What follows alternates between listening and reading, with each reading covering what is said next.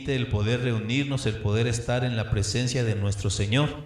Y el día de hoy, mis hermanos, yo quiero compartir con ustedes este tema que tiene que ver con el reino de Dios. De hecho, tiene que ver con un reino en general. El día de hoy vamos a poder distinguir, a la luz de la palabra, la diferencia entre un reino y otro.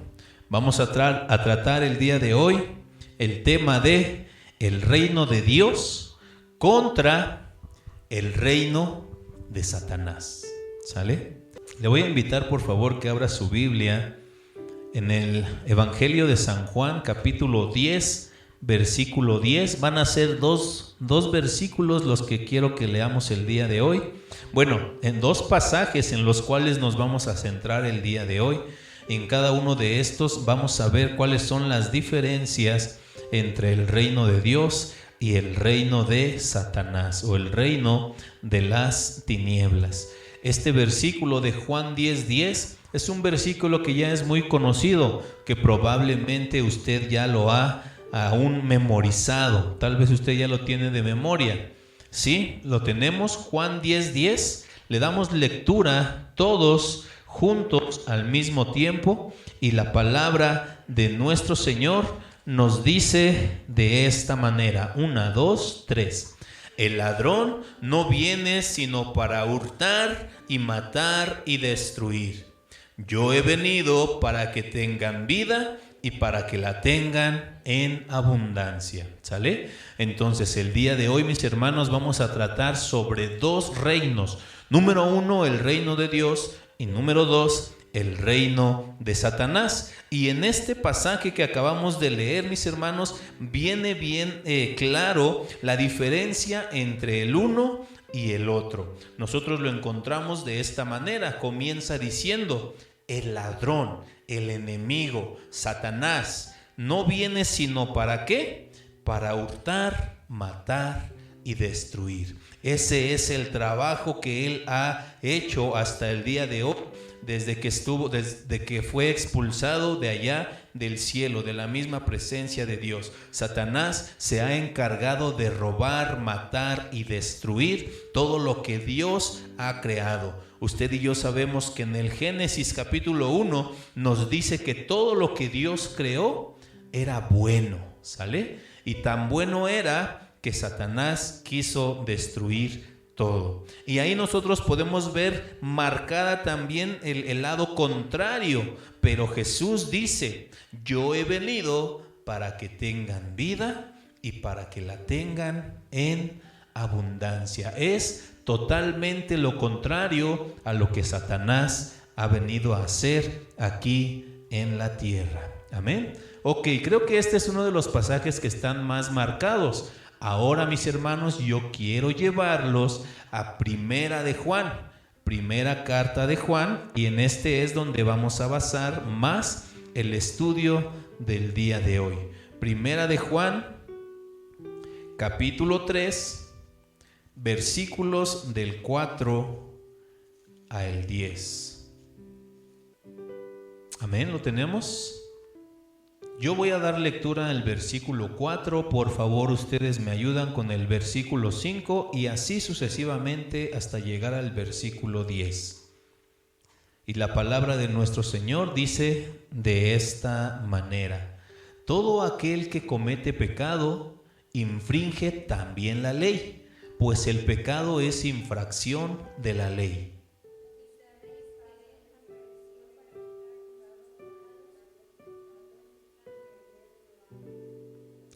Todo aquel que permanece en él no peca. Todo aquel que peca no le ha visto ni le ha conocido.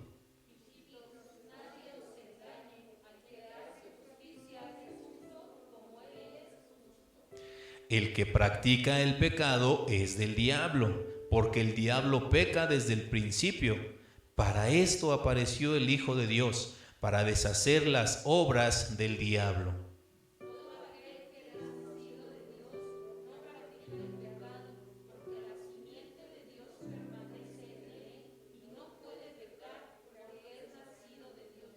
En esto se manifiestan los hijos de Dios y los hijos del diablo. Todo aquel que no hace justicia y que no ama a su hermano, no es de Dios. Ok, cada uno de estos versículos nos va mostrando cuál es la diferencia entre las personas que son de ¿quién? De Dios, y las otras personas que son del diablo. ¿Sale? Ok, mis hermanos, vamos a comenzar con este estudio y primero que nada quiero que tengamos bien en claro qué es un reino. ¿A qué se refiere cuando nosotros nos referimos a un reino? Bueno, pues en el diccionario usted y yo vamos a encontrar de esta manera. Un reino es una condición de gobierno sobre un estado, un país o sobre una persona. ¿Sale? Nosotros acabamos de cantar que Jesucristo es el Rey de nuestra vida. Entonces entendemos que Jesucristo tiene el gobierno de nuestra vida, de nuestros pensamientos, de nuestros sentimientos. ¿Sale? Un reino es poder gobernar en una ciudad, en un país o aún en una persona. Y ahora, más en claro, podemos decir entonces, el reino de Dios es donde Dios gobierna, ¿sale? El reino de Satanás es donde Satanás gobierna. Y en este pasaje que acabamos de leer, mis hermanos, viene muy en claro cuáles son esas diferencias entre uno y el otro, ¿sale? Ok, vamos a ir analizando poco a poco estos reinos y quiero comenzar primero con el reino de Satanás. Quiero que, por favor, nosotros podamos entender cuál es el significado de cada una de las palabras que ya hemos leído en el pasaje de Juan capítulo 3 en el versículo 8. En el versículo 8 dice: el que practica el pecado es del diablo. Esta palabra, mis hermanos, de que él practica, se está refiriendo a aquellas personas que ya han hecho del pecado un hábito. ¿Sale? Usted y yo estamos bien conscientes de que no hay persona aquí en el mundo que no cometa pecado. Todos de una o de otra manera hemos pecado. Pero hay una diferencia, mis hermanos, entre el que cae en un pecado y el que practica el pecado, ¿sí? El que practica el pecado son aquellas personas que ya han hecho un hábito. ¿Cómo usted y yo podemos entender que una persona tiene el hábito de hacer una cosa? Por ejemplo, una persona que tiene el hábito de hacer ejercicio, ¿cada cuándo lo hará? Puede ser diario, ¿sale? Hay algunos que exagerarán y lo harán 2 o 3 veces al día, estar haciendo ejercicio. ¿Por qué? Porque es un hábito. Ellos ya se acostumbraron a hacerlo. Bueno, pues aquí en este pasaje nos menciona que aquellas personas que practican el pecado han hecho del pecado un hábito, es decir, lo hacen una y otra vez. ¿Sale? Entonces, esta palabra va dirigida para aquellos quienes tienen el hábito de pecar. El término diablo, mis hermanos, hablando del reino de Satanás, significa acusador. ¿Sale? El diablo es un acusador o un calumniador. Yo estoy seguro que cada uno de nosotros lo hemos experimentado de una o de otra manera. Cuando usted está, bueno, usted no, cuando yo estoy haciendo algo que yo sé que no está bien delante de Dios, viene el diablo y me acusa delante de él diciéndole: mira, y eso que supuestamente es tu hijo, mira, y eso que supuestamente es de la alabanza, y eso que supuestamente va a la iglesia. Ahí el diablo está acusándonos a cada uno de nosotros. Esa es la labor que tiene el diablo. El término diablo significa acusador o calumniador.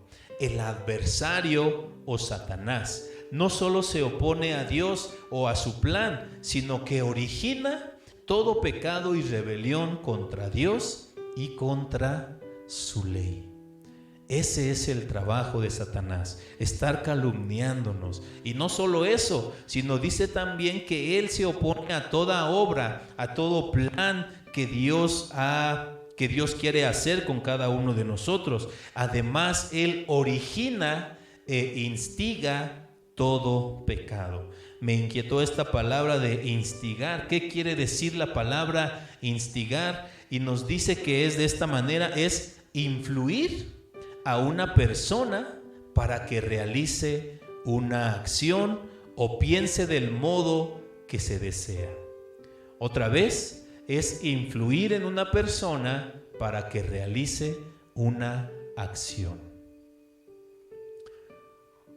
Hay personas alrededor de nuestra vida que nos han invitado, que tratan de influir sobre nuestra vida para hacer lo incorrecto. Hay personas que nos invitan a ver cosas que no deberíamos de hacer, que nos incitan también a hablar de la manera en cómo ellos hablan. Es decir, el diablo está obrando sobre estas personas, nos está invitando a hacer lo que nosotros sabemos que es incorrecto. Ese es el trabajo de Satanás.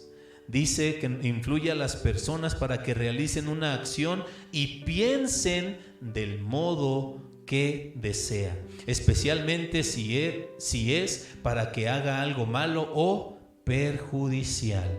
Todos nosotros recordamos la historia de Eva en el jardín del Edén, cuando la serpiente se le acerca y comienza a cambiar el mensaje que Dios ya les había dado. ¿Sí? Cuando Satanás le pregunta a la mujer que por qué no comía de ese fruto y dijo, porque el día que nosotros comamos de él vamos a morir. ¿Qué dijo Satanás? Por medio de las palabras les dijo, no morirán.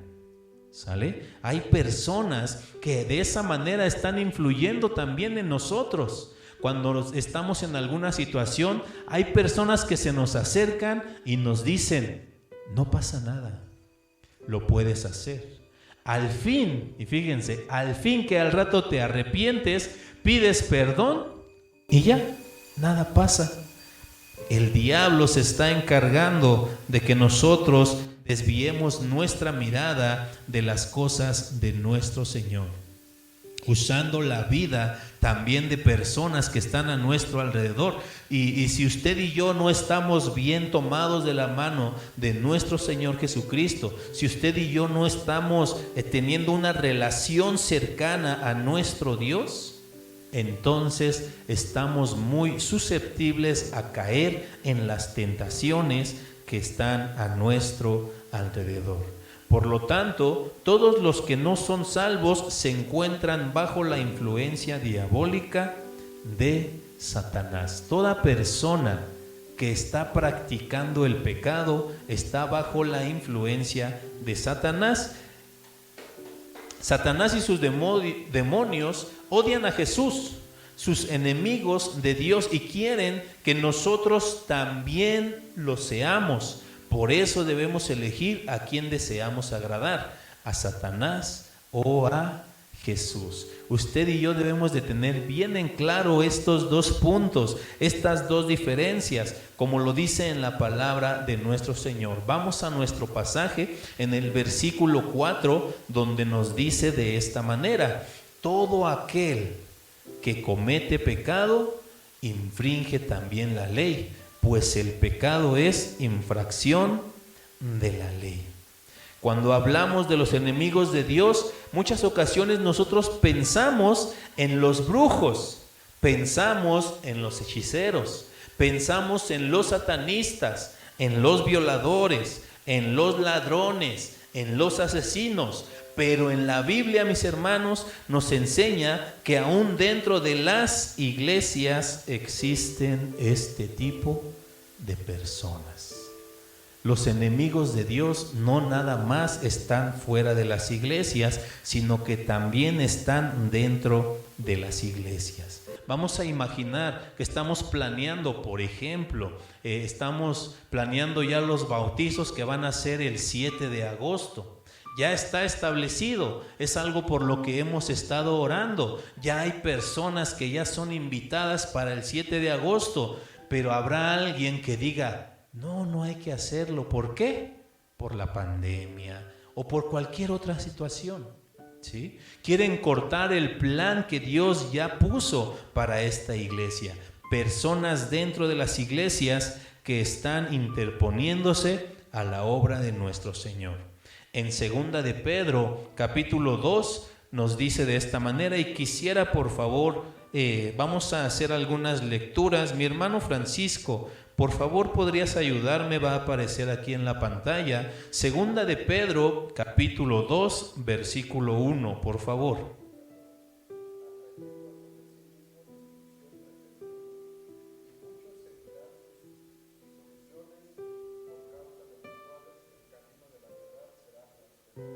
Amén. Ok. En el internet usted y yo sabemos que hay muchísimos mensajes acerca de la prosperidad.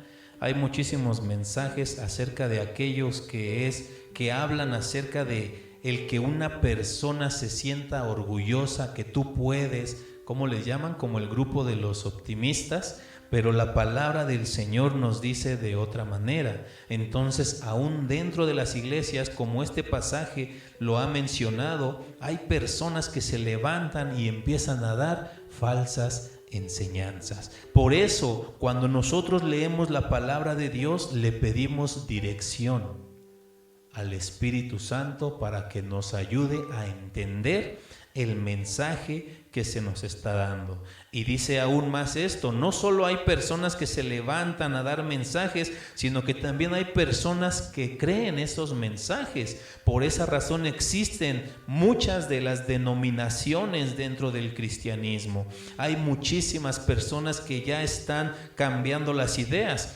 Por ejemplo, el día viernes terminamos nosotros el estudio acerca de los dones espirituales y terminamos hablando en los dones de señales, ¿sí? Y en este último punto de los dones de señales hablábamos acerca del tema de las lenguas. Hay personas que se dedican a hablar en lenguas. Hay personas que bíblicamente, según ellos, dicen que nosotros podemos hablarlas, pero también nos dice que tiene que haber un intérprete, ¿sale? Dice la palabra del Señor que si no hay un intérprete, que mejor callen, que dentro de la iglesia callen. Si van a hablar en lenguas, que hablen para sí mismos, pero si hay algún intérprete, lo puede hacer. Es decir, uno va a hablar en la lengua y otra persona lo va a interpretar. ¿Para qué? Para que sea de edificación para la iglesia, para los congregantes. Estábamos estudiando también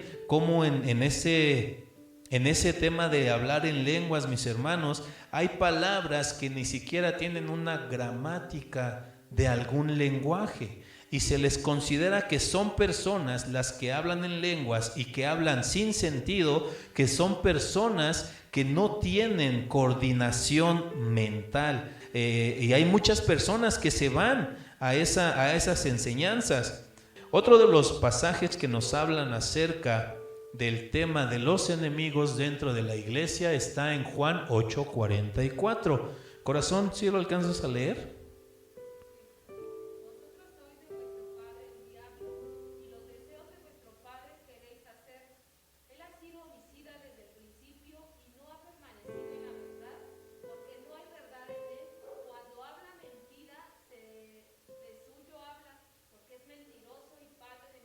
Y padre de mentira. ¿Recuerda usted al Señor Jesús en frente de los judíos y de los fariseos? Cuando el Señor Jesús predicaba, cuando el Señor Jesús sanaba, cuando el Señor Jesús estaba cumpliendo con su ministerio, los judíos no estaban de acuerdo, los fariseos no estaban de acuerdo, y ellos comenzaron a planear. ¿Para qué? Para matar al Señor Jesús. El Señor Jesús sabía los pensamientos y por eso les dijo de esta manera: vosotros, los judíos y los fariseos, sois de vuestro padre el diablo. ¿Cómo nosotros identificamos a quiénes son los hijos del diablo? ¿Por qué? Porque los deseos de vuestro padre queréis hacer. Hay personas que se dedican a destruir hogares, hay personas que se dedican a hacer mal a otras personas. Hay personas que se dedican a hacer mal dentro de su propia familia. Entonces estos, dice, son los hijos del diablo. ¿Por qué? Porque están haciendo el mal que el diablo estaría haciendo en estos hogares. Otro de los versículos lo tenemos en Juan 13:2. Sarita, ¿nos ayudas por favor con este versículo?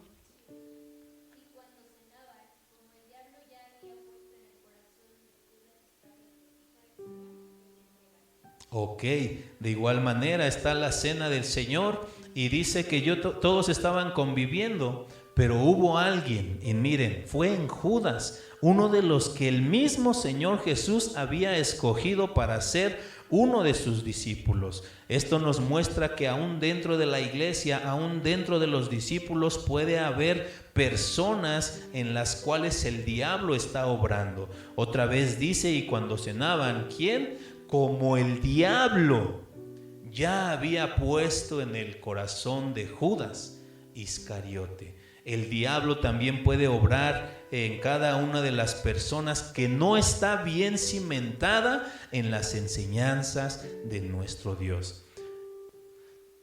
El diablo, y fíjense, lo vamos a ver, en este ejemplo lo vemos en Judas, cómo el diablo se metió en el corazón de Judas y le puso los deseos de vender a nuestro Señor Jesucristo, ¿se acuerda? Por 30 monedas de plata. Es decir, en Judas le llamó más la atención el dinero que él iba a recibir que el obedecer a nuestro Señor Jesucristo.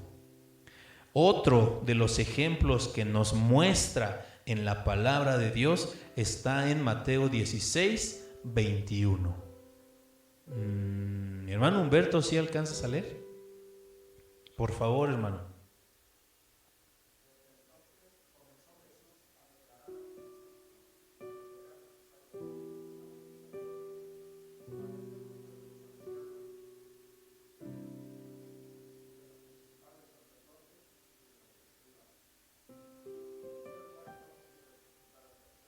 Ok, permíteme ahí. Ese versículo habla del plan de Dios, ¿sí? El Señor Jesús dijo que era necesario ir a Jerusalén y que ahí iba a padecer. Usted y yo sabemos que ese fue el propósito por el cual nuestro Señor Jesús vino. Ok, versículo 22.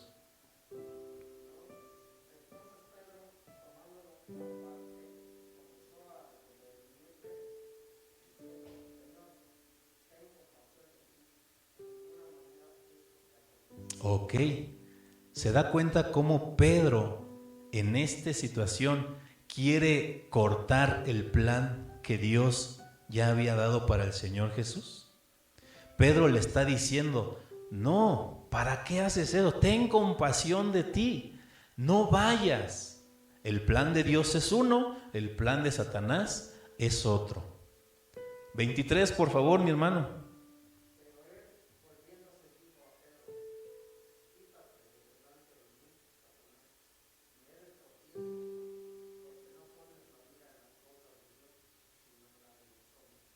¿Se da cuenta, mis hermanos, cómo Satanás? Ya vimos que Satanás puso en el corazón de Judas, uno de los discípulos. Y aquí vemos también cómo Satanás está poniendo en el corazón de ¿quién? De Pedro. Pone en el corazón de Pedro también el querer cortar con el plan de Dios. Mis hermanos, Dios tiene un plan para cada uno de nosotros aquí en la tierra. Dios tiene un propósito para cada uno de nosotros. Pero ¿sabe qué? Satanás, el reino de Satanás, que también está aquí en la tierra, va a estar usando a personas para cortar ese plan que Dios tiene para usted y para mí. De la misma manera lo puede hacer para cortar con el plan de una familia, de la misma manera lo puede hacer para cortar con el plan de una iglesia también. Entonces nosotros debemos de tener ese cuidado, mis hermanos, de poder identificar bien quién está del lado de Dios y quién está del lado de Satanás. Ya lo vimos bien en claro, los que hacen las obras de Dios son los que son dominados por nuestro Señor. ¿Sale? Bueno, hasta aquí con el reino de Satanás. Ya pudimos ver que Satanás obra en la mente de las personas. Satanás sí obra por medio de los brujos, de los hechiceros, de los satanistas, pero no solo de ellos, sino que también dentro de las iglesias hay personas usadas por Satanás. ¿Sale? Ok, ahora quiero invitarles a que veamos el reino de Dios. Para esto, mis hermanos, ¿cuál es la evidencia de que nosotros o que una persona es un hijo de Dios? ¿Es por qué? Porque hacemos lo que Él nos dice. Siempre vamos a estar a favor, y aunque todo esté en contra, aunque cualquier situación se presente, por ejemplo, el que estamos en pandemia y demás, lo que se levante, nada de eso nos va a quitar el obedecer a nuestro Dios. Esa es la evidencia que nosotros damos cuando somos gobernados por Dios, porque no hay nada que nos aparte de Él. Lo veíamos en el libro de Habacuc, mis hermanos, cuando dice que aunque la hierba no florezca, con todo yo me gozaré, yo alabaré a mi Señor. ¿Sale? Vamos a ver 4 razones que nos enseñan por qué nosotros no podemos pecar o por qué nosotros podemos ser llamados hijos de Dios en el reino de nuestro Señor. Número 1 dice de esta manera. Vamos a nuestro pasaje de la Biblia, donde nos dice en el versículo 4 otra vez: todo aquel que comete pecado infringe también la ley, pues el pecado es infracción de la ley. La primera razón por la que los cristianos no pueden practicar el pecado es que el pecado es incompatible con la ley de Dios que se supone usted y yo amamos. En el Salmo 119:34 nos dice de esta manera: dame entendimiento y guardaré tu ley, y la cumpliré de todo corazón. En el versículo 77 dice: vengan a mí tus misericordias para que viva, porque tu ley es mi delicia. Y en el versículo 97 de este mismo capítulo dice: oh, cuánto amo yo tu ley, todo el día es ella mi delicia. Mis hermanos, la frase infracción de la ley alude a mucho más que transgredir la ley de Dios, porque describe una actitud constante de rebelión que consiste en vivir como si no hubiera leyes o ignorar a propósito esas leyes existentes. Es decir, mis hermanos, nosotros podemos evitar el pecado. Sí lo podemos evitar. ¿Por qué lo vamos a evitar? Porque la ley de Dios, porque la palabra de nuestro Señor está dentro de nosotros. El Señor nos da por medio de su palabra las herramientas necesarias para negarnos a esos pecados. Pero mis hermanos, si tú fueras una persona que has caído en pecado tras pecado tras pecado, ¿sabe por qué es? Porque la ley de Dios no está en tu vida, o simplemente la estás ignorando, o simplemente no le estás dando el valor o la importancia que la ley de Dios tiene para nosotros. Ahora, dice ahí, muchas ocasiones nosotros sí tenemos la ley, y aún cuando ustedes y yo conocemos la ley, como lo dice en Santiago 4:17, si alguien que sabe hacer lo bueno y no lo hace, eso también es considerado como pecado. ¿Sale? Entonces, mis hermanos, yo no sé cuál sea la disciplina, y no quiero exhibir a nadie, pero yo no sé cuál sea la disciplina que tú tienes para leer la palabra de Dios. Si tú, mi hermano, mi hermanita, no lees la palabra de Dios, estás expuesto totalmente a caer en pecado. Y el Señor Jesús nos da ese ejemplo cuando fue tentado en el desierto por Satanás. La herramienta principal que el Señor Jesucristo para luchar contra esos pecados. ¿Cuál fue? La palabra de Dios, diciéndole, escrito está. ¿Sale? Es la palabra del Señor la que nos va a ayudar a no caer en pecados. Número 2, lo dice de esta manera: la segunda razón por la que los cristianos no pueden practicar el pecado es que es incompatible con la obra de Cristo. Cristo murió para santificar o hacer santos al creyente. ¿Tenemos un versículo, por favor, Emanuel?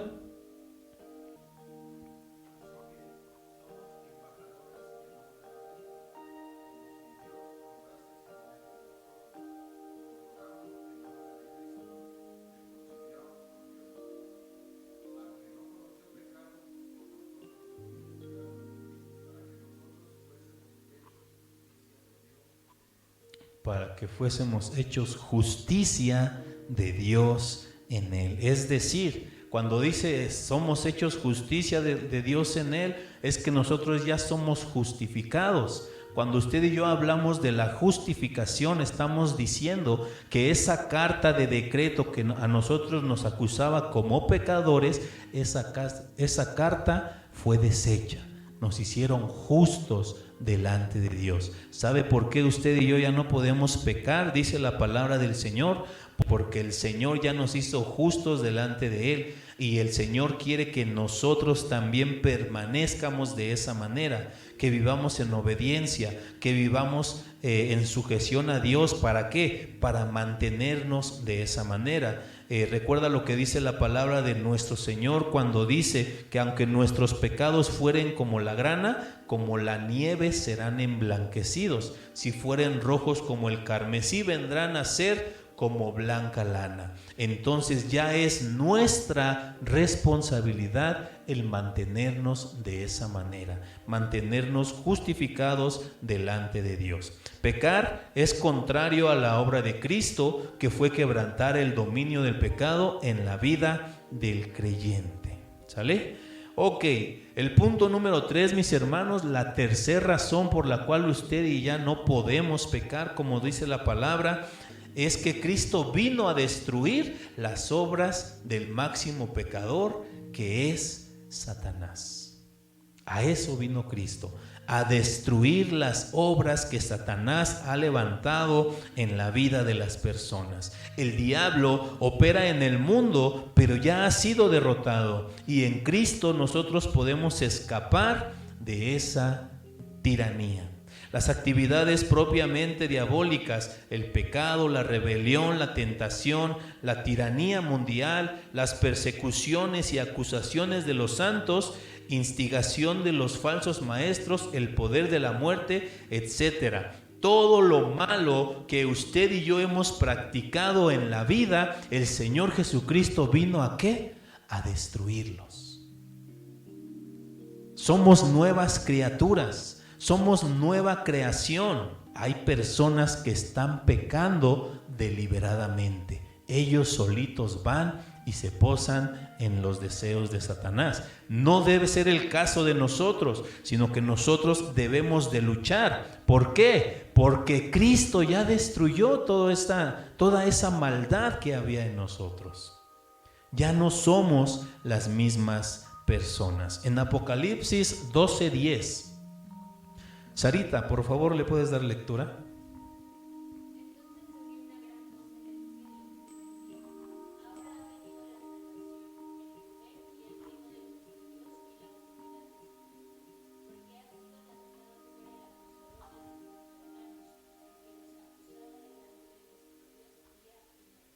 Esa es la razón por la cual usted y yo ya no podemos pecar, porque el Señor ya derrotó toda maldad.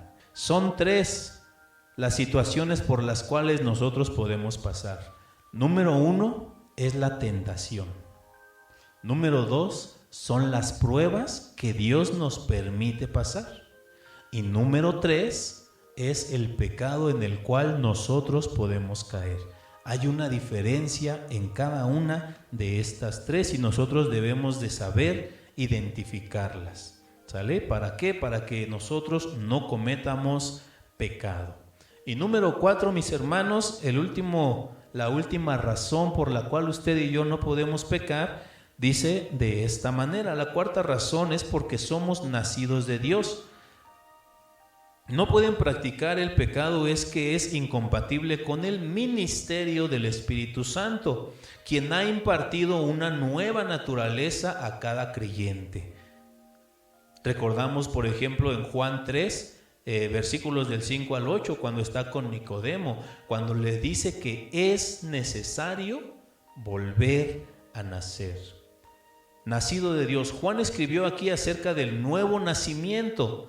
Tan pronto una persona se convierte en cristiano, Dios la hace una nueva criatura al darle una nueva naturaleza. Los creyentes poseen la característica de Dios porque han nacido en la familia de nuestro Señor. Esta nueva naturaleza exhibe el carácter habitual de justicia producida por el Espíritu Santo. ¿Sale? También ya en los viernes nosotros estudiamos el fruto del Espíritu Santo, que son 9. Ahora yo quiero, mis hermanos, pedirles de favor, imagínense una línea recta, donde en el principio usted pone el 0 y en el final usted pone el 100%. ¿Recuerda el fruto del Espíritu Santo? Amor. ¿Sí? Si usted se autoevalúa en esta línea, ¿a qué nivel se encuentra en cuanto al amor? No me lo diga, autoanalícese. Amor, sobre el gozo, sobre la paz, sobre la paciencia, bondad, benignidad, fe, mansedumbre, templanza.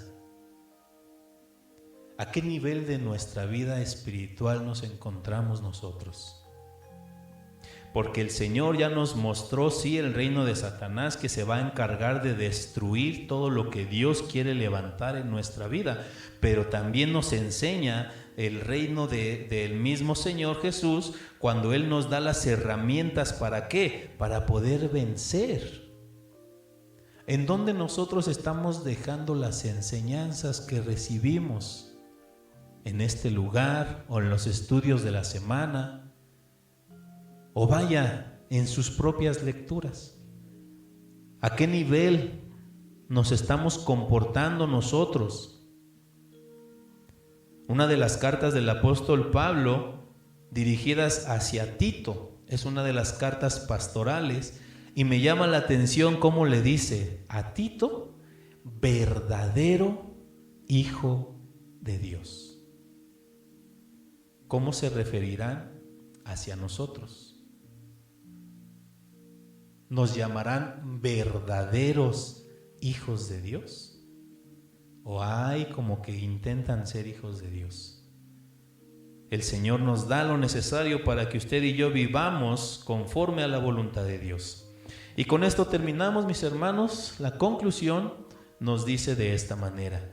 Este versículo es clave porque resume la sección de Primera de Juan del 4 al 10. Y dice, solo existen dos clases de hijos en el mundo, los hijos de Dios y los hijos de Satanás. Nadie puede pertenecer de forma simultánea a ambas familias. Cada ser humano o bien pertenece a la familia de Dios y exhibe su carácter justo y recto, o pertenece a la familia de Satanás y exhibe su naturaleza pecaminosa. ¿Cómo es que usted y yo nos damos cuenta de que si somos del árbol bueno o del árbol malo? Por medio del fruto que usted y yo estamos dando. ¿Sale? Cierre sus ojos un momento, mis hermanos. Vamos a hacer una oración y vamos a dar gracias a Dios por el tiempo que nos ha concedido estar en este lugar. Bendito Señor y Padre eterno, queremos agradecerle, mi Dios bendito, Padre, por tu palabra escrita, Señor. Es tu palabra, mi Dios, la que nos instruye, la que nos enseña, la que nos capacita, Padre Santo.